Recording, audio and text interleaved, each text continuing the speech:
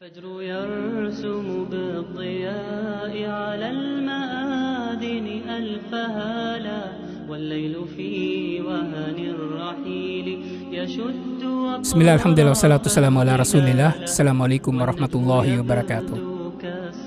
Live po tayong muli sa ating programa. Hatid sa atin ng Bureau of Peace and Conflict Resolution ng National Commission on Muslim Filipinos. At ang layunin ng programa natin ay maihatid ang tunay na aral at mensahe ng Islam. Sa mga nakalipas natin mga episode, alhamdulillah, ay natalakay natin ang tungkol sa mga haligi ng pananampalataya at tatalakayin na natin ang marami sa mga ito at sa pagkakataong ito inshallah ay tatalakayin naman natin al-imanu bir-rusul, ang pananampalataya sa mga sugo ni Allah subhanahu wa ta'ala. At sa pagsisimula ay nais nating bigyan ng diin ang katagang ito, ang rasul na singular at ang plural nito na rusul na nangangahulugan ng mga sugo. Na magkaiba ang katagang ito doon sa katagang propeta, nabi, sa plural din nito na anbiya o mga propeta. Ang lahat ng mga sugo ay pawang mga propeta, pero hindi lahat ng mga propeta ay sugo. At mauunawaan natin ito sa pag-imagine ng isang malaking bilog na mayroong mas maliit na bilog na nasa loob nito. Kung ang malaking bilog na ito ay tumutukoy sa mga propeta, ang maliit na bilog na nasa loob nito ay tumutukoy sa mga sugo. At ang mga sugo, sila ay mga propeta rin, subalit sila ay binigyan ni Allah subhanahu wa ta'ala ng mas espesyal na mga gawain na sila inutusan ni Allah subhanahu wa ta'ala na mangaral sa mga tao. At ang iba nga sa kanila ay binigyan din ni Allah subhanahu wa ta'ala ng kasulatan na ipinahayag nila sa kanilang mga nasyon. Mga kasulatan na katulad ng tinalakay natin noong nakalipas na episode, ang Ebanghelyo, ang Torah, at iba't iba pang mga kasulatan at lalong-lalo na sa panahon natin ngayon ng Quran na naglalaman ng gabay tungkol sa ating mga paniniwala at ating mga gawaing pagsamba at mga pang-araw-araw na gawain ayon sa gabay ni Allah subhanahu wa ta'ala. At sa pagtalakay natin ngayon, insyaAllah, sa paniniwala sa mga sugo, ito ay mayroong apat na saligan na tumutukoy din naman sa apat na kahulugan nito. Unang-una, at-tasdikul jazim bi anna Allah ta'ala ba'atha fi kulli ummatin rasula minhum yadu'uhum ila ibadatillahi wahda wal kufri bima yu'badu min duni. Na ang paniniwala sa mga sugo ni Allah subhanahu wa ta'ala, ito ay ang ating matibay na pagpapatotoo na si Allah subhanahu wa ta'ala ay nagpadala sa bawat nasyon ng mga sugo na kabilang sa kanila. Ibig sabihin ng mga sugo na ito ay pinadala ni Allah subhanahu wa ta'ala na kabilang sa kanilang mga nasyon o kanilang umma na maaring ang tinutukoy dito ay kanilang nasyon sa kung ano ang lahi nila o kaya ay kanilang nasyon ayon sa kung ano ang panahon na nakakasakop sa kanila. Na tayo sa panahon natin ngayon, tayo ay nasa umma ni Propeta Muhammad sallallahu alaihi wasallam na bagaman hindi tayo mga Arabo, tayong mga Pilipino hindi tayo Arabo, tayo ay bahagi ng umma ni Propeta Muhammad sallallahu alaihi wasallam dahil ang kanyang umma ay ang buong sangkatauhan dahil siya ay isinugo sa buong sangkatauhan. Katulad ng sinabi ni Allah subhanahu wa ta'ala, "Wa ma arsalnaka illa rahmatan lil alamin." Hindi ka namin isinugo Muhammad sallallahu alaihi wasallam liban na lamang bilang habag sa sanlibutan. At gayon din, halimbawa naman ni Jesus, ni Isa alaihi salam, siya ay isinugo ni Allah subhanahu wa ta'ala para lamang sa mga nawawalang tupa ng Israel ayon mismo sa Biblia na nangangahulugan ng umma ni Hesukristo ay yaong angkan lamang na yaon na silang inobliga na sumunod kay Isa alaihi salam. Nang matatag na paniniwala na ito ay may kasamang paniniwala natin na sila ay ipinadala upang anyayahan ang mga tao na sumamba kay Allah lamang at ang hindi manampalataya sa anuman o sino mang sinasamba liban pa kay Allah subhanahu wa ta'ala. Ito ang mensahe ng lahat ng mga propeta. Walang sino man sa mga propeta ang nagturo na siya ay sambahin. Walang sino man sa mga propeta ang nagturo na sambahin ng sino man liban pa kay Allah subhanahu wa ta'ala. Si Jesucristo, si Isa alayhis salam, kung titingnan natin ang mga patunay na ginagamit ng mga Kristiyano para daw patunayan na siya ay marapat na sambahin bilang Diyos na nagkatawang tao o anak ng Diyos o kaya ay bugtong na anak at iba't iba pang kanilang mga kadahilanan, wala silang maipapakitang unequivocal at hindi mapagkakamalian na mga patunay mula sa mga sitas ng Biblia na nagpapatunay dito. Bagkus sila ay nagbibigay lamang ng kanilang mga haka-haka at opinyon o interpretasyon sa mga pinili nilang talata sa Biblia. At gayon din sinabi rito ng ating mga scholar, naniniwala tayo na ang mga sugo na ito ay makatotohanan at sila ay nagsasabi lamang ng totoo. Sila ay matutuwid, maaalam, matatapat at sila ay nagpapahayag ng iniutos sa kanila ni Allah subhanahu wa ta'ala na ipahayag ng walang labis at walang kulang, walang dagdag at walang bawas, na kahit isang titik lamang sa mga kasulatan na ito o kapahayagan ay hindi sila nagdagdag o nagbawas dito. At ang obligasyon nga ng mga sugo ayon kay Allah subhanahu wa ta'ala mismo, fahal al-rusuli illal balagul mubin, na may iba pa bang obligasyon ng mga sugo liban pa sa malinaw na pagpapabatid. Ibig sabihin, wala sa mga sugo ang kaligtasan. Bagkus sila ay inutusan lamang na magpahayag. Ang kaligtasan, kung ito man ay taglay ng mga sugo, ito ay nakasalalay sa pagsunod sa kanila, pero hindi sa pagsamba sa kanila. Hindi sa pagsamba kay Jesus para sa mga tao na nabuhay sa panahon ni Jesus o kabilang doon sa kanyang umma na dapat na susunod sa kanya. At ganyan din sinabi ng mga scholar, ang kanilang mga mensahe ay pare-pareho lamang mula sa una hanggang sa kahuli-hulihan sa kanila ayon sa mga prinsipyo ng tauhid. Isa lang ang mensahe nila, na ang lahat ng pagsamba ay para lamang kay Allah subhanahu wa ta'ala, gayon din sa mga paniniwala, pananalita at mga gawain na ang lahat ng sinasamba liban kay Allah subhanahu wa ta'ala ay marapat na itakwil ng mga tao. At kaya nga sinabi ni Allah subhanahu wa ta'ala, وَمَا أَرْسَلْنَا مِنْ قَبْلِكَ مِنْ رَسُولٍ إِلَّا نُوحِي إِلَيْهِ أَنَّهُ لَا إِلَهَ إِلَّا أَنَا فَاعْبُدُونِ. Na wala raw isinugo si Allah subhanahu wa ta'ala na sino mang sugo bago pa si Propeta Muhammad sallallahu alaihi wasallam, liban na lamang na ipinahayag sa kanya na wala silang Diyos na marapat sambahin liban pa kay Allah subhanahu wa ta'ala. Kaya marapat kayong sumamba sa akin. So utos ni Allah subhanahu wa ta'ala na marapat na sasamba tayo sa kanya. At ganyan din sa isa pang dalil na tinukoy ng mga scholar, sinabi nila, was'al man arsalna min qablika min rusulina. Tanungin mo ang mga ipinadala namin na nauna sa iyo o Muhammad sallallahu alaihi wasallam na kabilang sa aming mga sugo. Aja'alna min dunir rahmani alihatan ya'budun. So kami ba ay nagdulot na magkaroon ng iba pang mga Diyos na dapat nilang sambahin? So malinaw na si Allah subhanahu wa ta'ala ay walang iniutos na sasambahin natin liban na lamang sa Kanya. At kung ang mga sugo ay pinadala pala ni Allah subhanahu wa ta'ala na isa lang kanilang mensahe pagdating sa katuruan, na si Allah subhanahu wa ta'ala lamang ang sasambahin, at ang mga propeta ang trabaho nila ay magpahayag lamang at walang sino man sa kanilang karapat dapat na sambahin. Kahit pa meron silang mga himala, kahit pa bumuhay si Jesus ng patay, kahit pa hinati ni Moises ang dagat, hindi sila marapat na sambahin bagkus ay si Allah subhanahu wa ta'ala lamang. Nagkaroon naman ng iba't ibang mga pagsasabatas sa mga sugo sa iba't iba nilang mga panahon.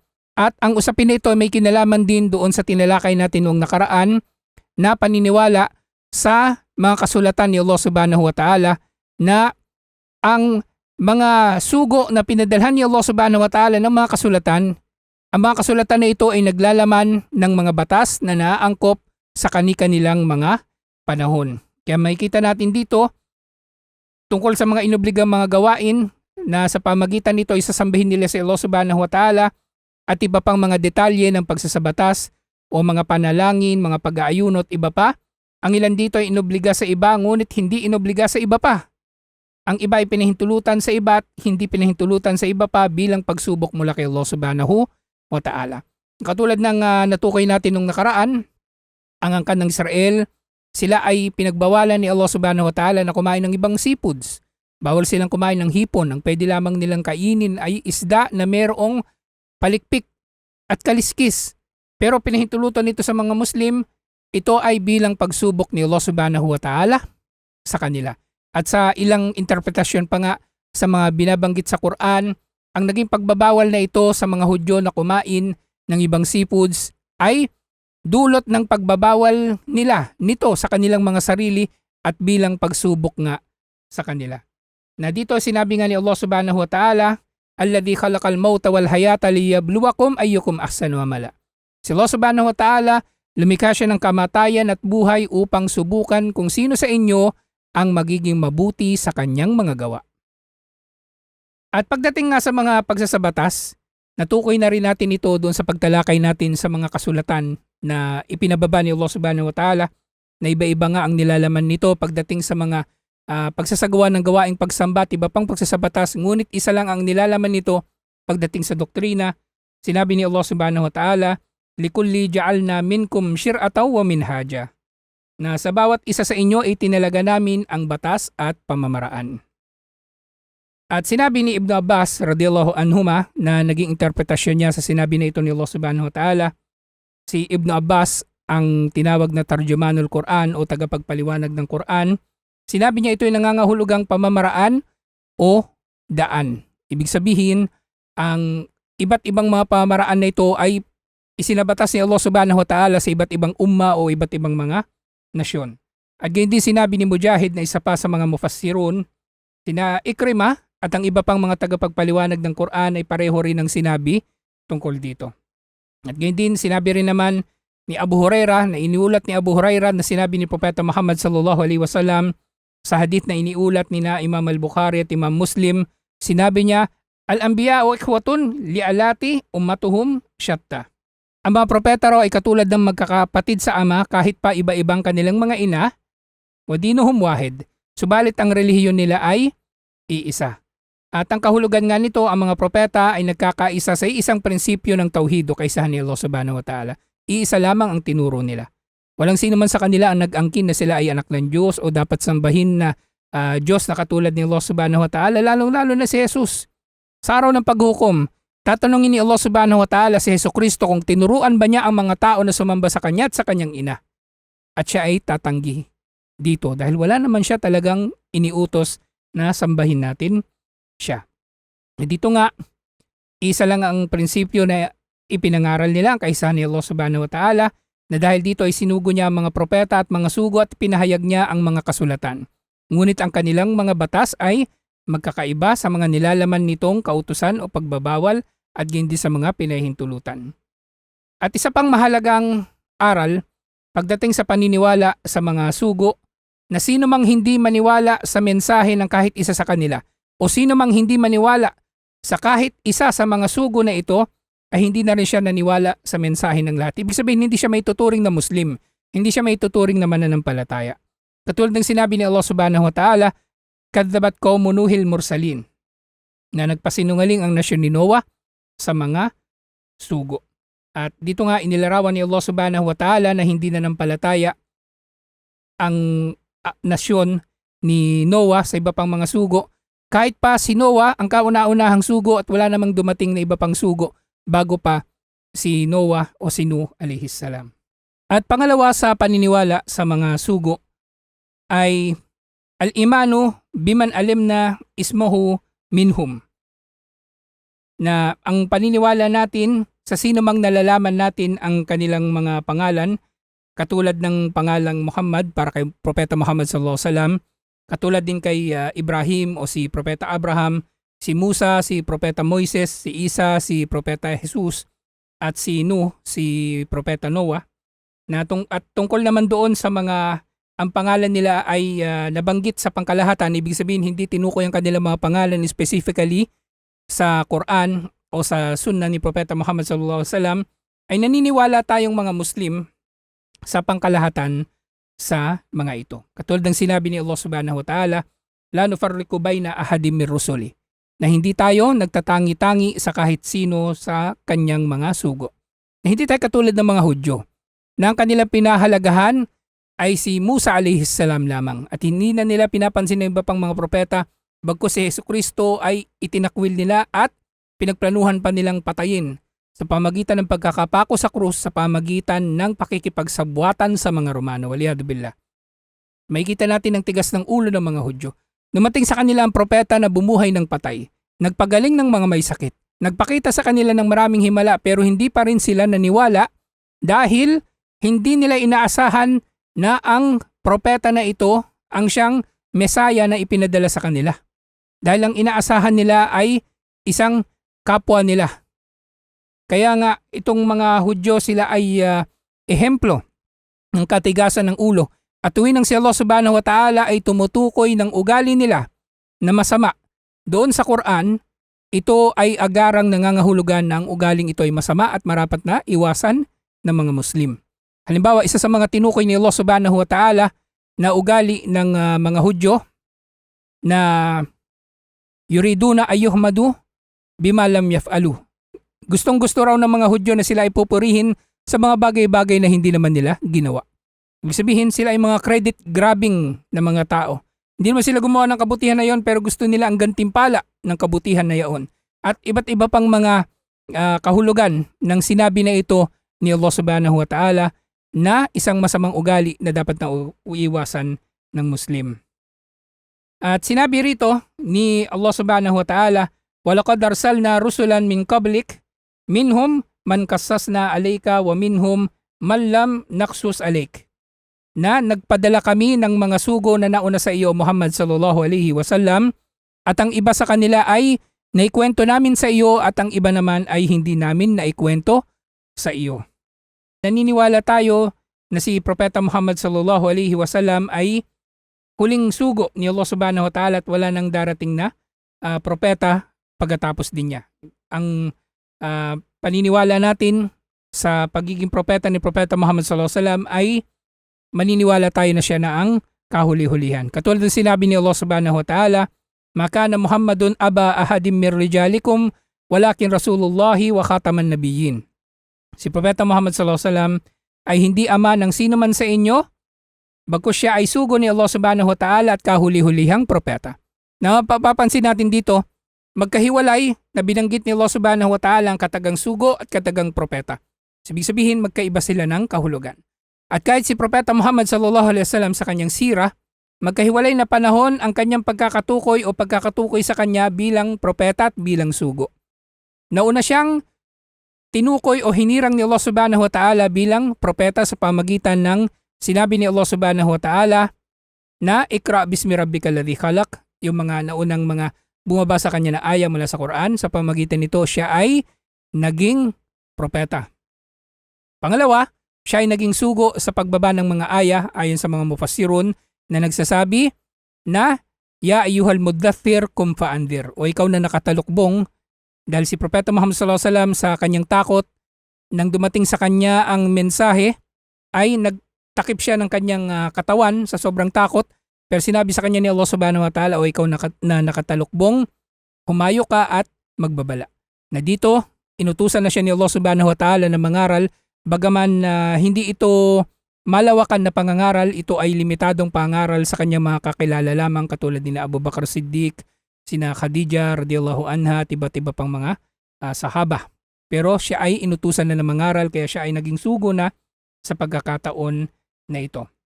At gayon din sa isang hadith na iniulat ni Sa'ad bin Abi Waqqas radhiyallahu anhu nang papunta si Propeta Muhammad sallallahu alaihi wasallam sa Tabuk at itinalaga niya si Ali radhiyallahu anhu upang maging kahalili niya na mamamahala sa Madina. Nagreklamo si Ali radhiyallahu anhu. Sinabi niya, "Atukallifuni fi sibyani wan nisa?" Iiwan mo ba ako para mamahala sa mga bata at sa mga kababaihan? Nang ibig sabihin nito, gusto ni Ali radhiyallahu anhu na sumama sa kanya na magjihad.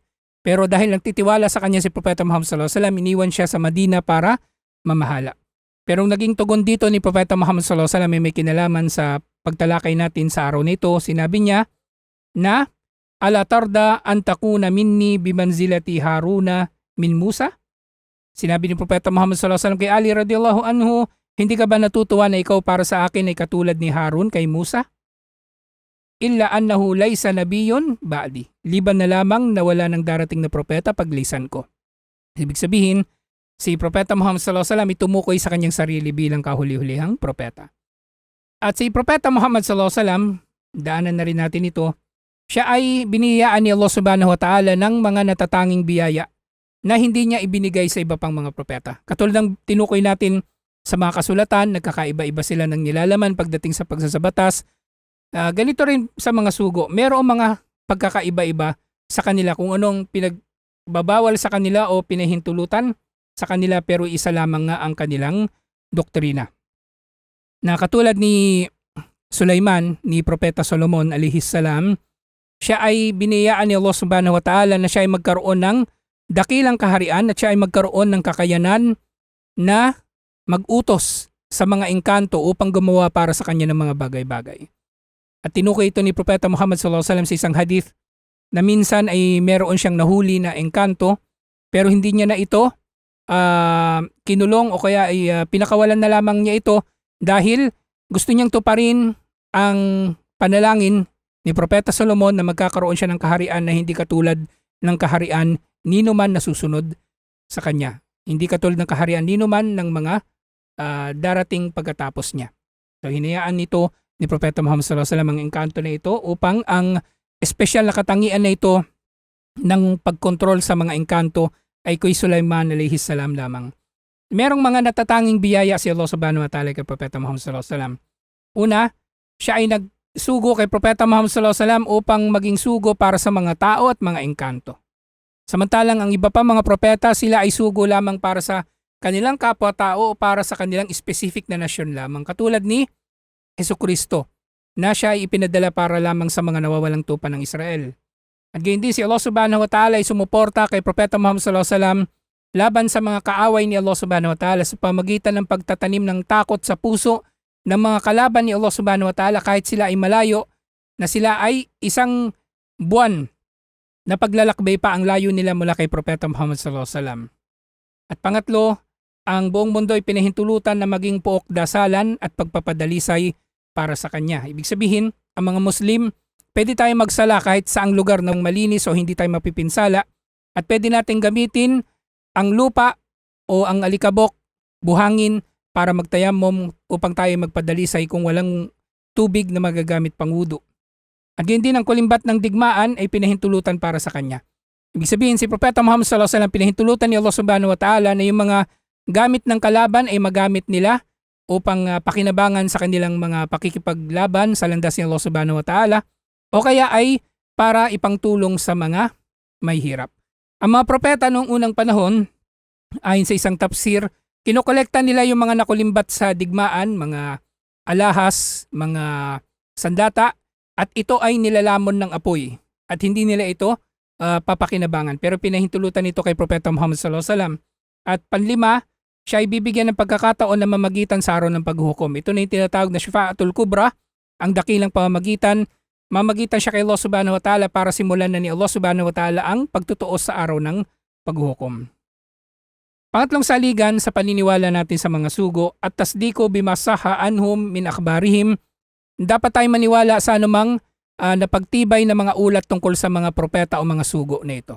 At self-explanatory na ito.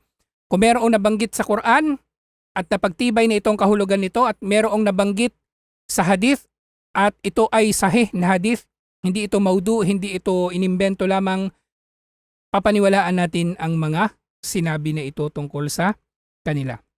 At pangapat, panghuli nating matatalakay tungkol sa mga sugo inshallah. Al-amalu bi syari'ati man ursila ilayna minhum. Ang pagsunod natin sa syari'a o sa batas ng sino mang propeta na ipinadala para sa atin.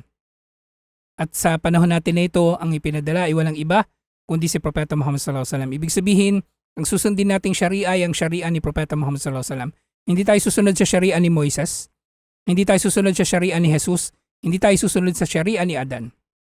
Tayo ay susunod sa syari'a ni Propeta Muhammad sallallahu alaihi wasallam, katulad nga ng madalas na bibigay natin na halimbawa ng sinabi ni Jesucristo na siya ang daan, siya ang liwanag at ang katotohanan na walang makararating sa Ama liban na lang sa pamamagitan niya. Ang tinutukoy dito ay ang syari'a ni Jesucristo na dapat na sundin ng mga Hudyo o ng angkan ng Israel upang sila ay makarating sa Ama. O ibig sabihin, sila ay makasunod kay Allah subhanahu wa ta'ala. At dito nga ay sinabi ng mga scholar bilang halimbawa mula sa Quran ng pagsunod natin kay Propeta Muhammad sallallahu alaihi wasallam pagdating sa Sharia. Sinabi ni Allah subhanahu wa ta'ala, "Fala wa rabbika la yu'minuna hatta yuhaqqimuka fi ma shajara bainahum." Na sumpaman sa iyong Panginoon, sila ay hindi tunay na nanampalataya hanggat hindi kanila ginawang hukom o Muhammad sallallahu alaihi wasallam sa anumang kanilang pinagtatalunan. Thumma la yajidu fi anfusihim harajan mimma qadaita wa yusallimu taslima. At sila ay hindi makakakita sa kanilang mga sarili ng kagipitan sa naging hatol mo at sila ay magpapasakop sa iyo ng ganap na pagpapasakop. So ito ang sukatan ng pananampalataya. Ang sumunod sa sugo na nakakasakop sa panahon natin kung sino man yaon. So yung tao na nabuhay sa panahon ni Abraham, siya ay susunod kay Abraham. Ang tao na nabuhay sa panahon ni Moises, susunod kay Moises. Ang tao na nabuhay sa panahon ni Jesus ay susunod kay Jesus.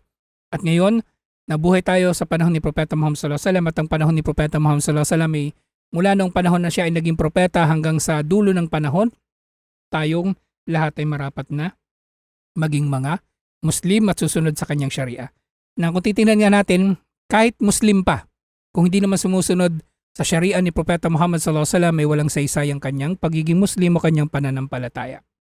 At ang mga pakinabang ng paniniwala sa mga sugo, unang-una ay ang makilala natin ang habag at pangalaga ni Allah subhanahu wa ta'ala sa kanyang mga alipin. Ibig sabihin, hindi tayo pinabayaan ni Allah subhanahu wa ta'ala na siya ay nagpadala ng mga sugo sa landas niya upang ipakita sa kanila kung paano sambahin si Allah subhanahu wa ta'ala dahil ang mga bagay na ito ay hindi maaarok ng pag-iisip lamang ng tao. Ang gabay ay manggagaling kay Allah subhanahu wa ta'ala. At si Allah subhanahu wa ta'ala ang magsasabi kung paano tayo sasamba sa kanya. Kaya napakawalang hiya ng sino man na mag-iimbento ng paraan ng pagsamba kay Allah subhanahu wa ta'ala dahil pinagbintangan niya si Allah subhanahu wa ta'ala na walang nalalaman sa relihiyon niya kaya siya ay nag-iimbento ng kanyang sariling pagsamba. Pangalawa, may kilala natin na marapat tayong magpasalamat sa kanyang dakilang biyaya. Na tayo ay kanyang binibiyayaan lalong-lalo na sa kanyang pinakadakilang biyaya, ang gabay. Walang saysay ang anumang material na biyaya. Walang saysay ang yaman, ang kasikatan. Lahat ay walang saysay kung wala naman tayo sa gabay. Pangatlo, sa mga pakinabang ng paniniwala natin sa mga sugo, ay ang mahalin natin at dakilain ang mga sugo sa pamaraan na karapat-dapat sa kanila dahil sila ay mga sugo ni Allah. Na sila ay mamahalin natin at igagalang at wala tayong itatangi sa kanila. Ibig sabihin, hindi tayo katulad nga ng mga Hudyo, katulad ng binanggit ko kanina. Lahat ng mga propeta, kung mapagtitibay na sila ay mga propeta at mga sugo, sila ay mamahalin at igagalang natin ng marapat na pagmamahal at paggalang sa kanila. Ito ay dahil sa sila ay sumamba kay Allah subhanahu wa ta'ala at nagpahayag ng kanyang mensahe at sila ay matatapat. Ito ang ating pagtalakay, alhamdulillah, tungkol sa paniniwala sa mga sugo. Nawa ito ay nagdulot sa inyo ng dagdag na kaalaman nang sa gayon ay mamuhay tayo sa matuwid na landas ni Allah subhanahu wa ta'ala. Kami nagpapasalamat kay Allah subhanahu wa ta'ala unang-una na pinahintulutan tayo na matupad ang programa na ito. At pagkatapos ito ay nagpapasalamat tayo sa ating Bureau Director, kay Director Cosani de Rogongan, at nagpapasalamat tayo sa ating NCMF Secretary, si Secretary Saidamin Pangarungan, at gayon din sa ating Executive Director kay Sir Tahir Lidasan, at sa lahat ng mga bumubuo at kawani ng National Commission on Muslim Filipinos. Narito po sila upang paglingkuran ang mga Pilipinong Muslim. Muli, nagpapasalamat po kami sa inyong mahusay na pagsubaybay sa ating programa. Isang magandang gabi sa lahat at sa mga kapatid nating Muslim. Wassalamualaikum warahmatullahi wabarakatuh.